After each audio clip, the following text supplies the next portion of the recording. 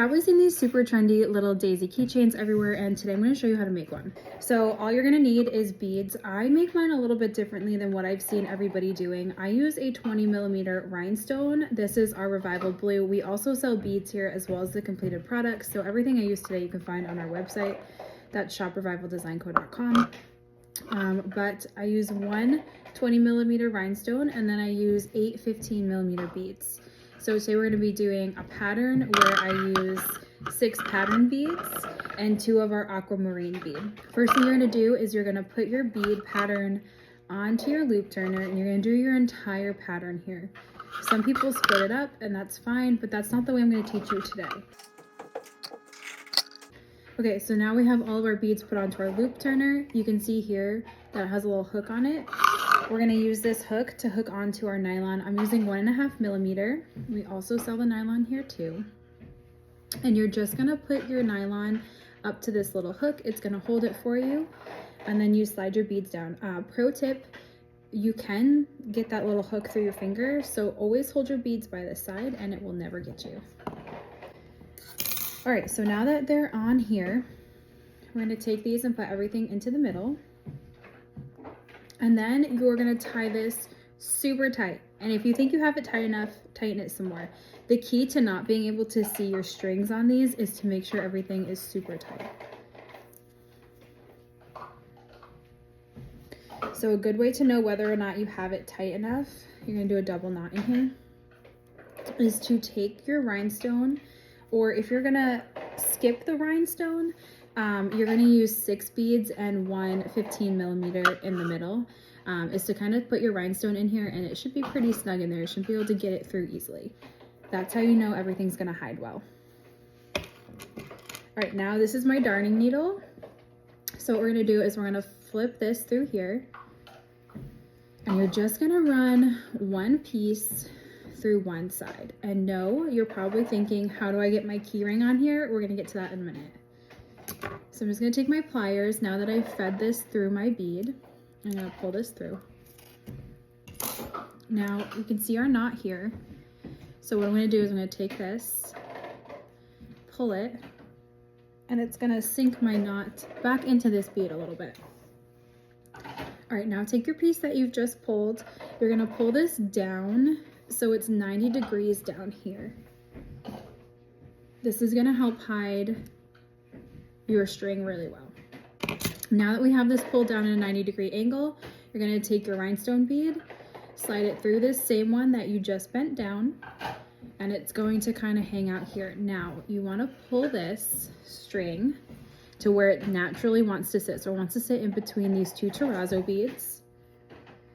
And I'm going to take my darning needle again and go through here.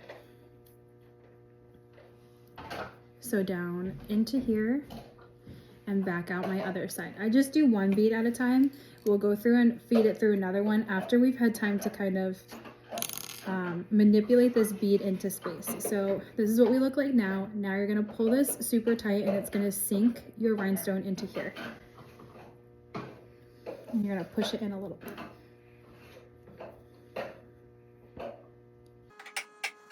And you're gonna pull it super tight so you can no longer see where your strings go.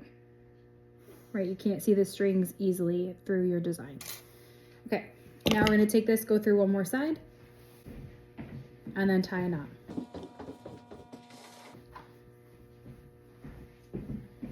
One more.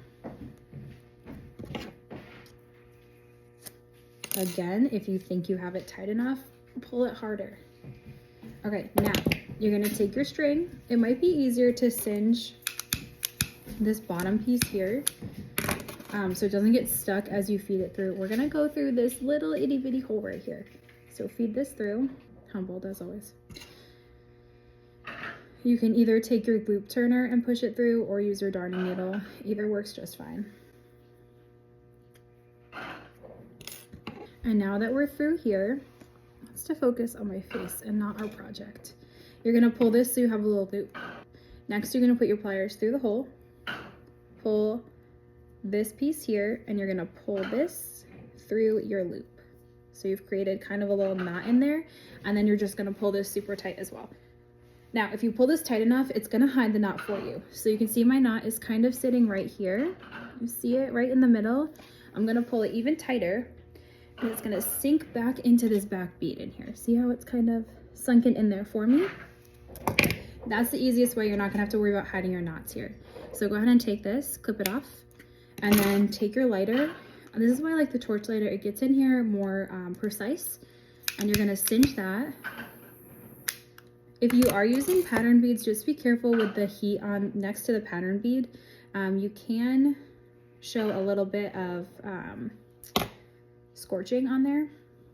Okay, now this is where we're gonna add our hardware in. Oops, that one's attached already. So we're gonna take our hardware. I like to put it right onto the main key ring itself.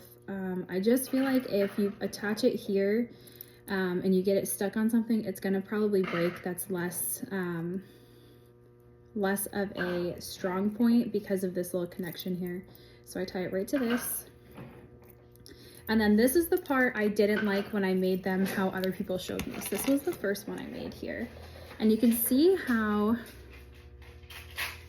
one, I pulled it off. So that's why, this is where that advice came from. Two, I didn't like how this was just, there was like no give to it versus this one, it kind of moves a little bit. So to fix that, I made my own little loop in here. So your key ring's on, grab your darning needle again. And go right back through a bead and this way. And again, pull it tight. Now you're gonna be left with kind of a little loop here, right?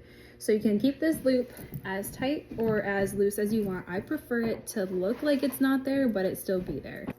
So there's a little bit of a loop, but you can't quite see it, but you still have movement up here. I'm gonna feed through one more now that I have this where I want it.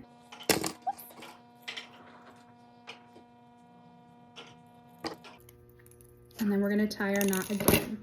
So we're gonna take this, come through this little spot here on the back.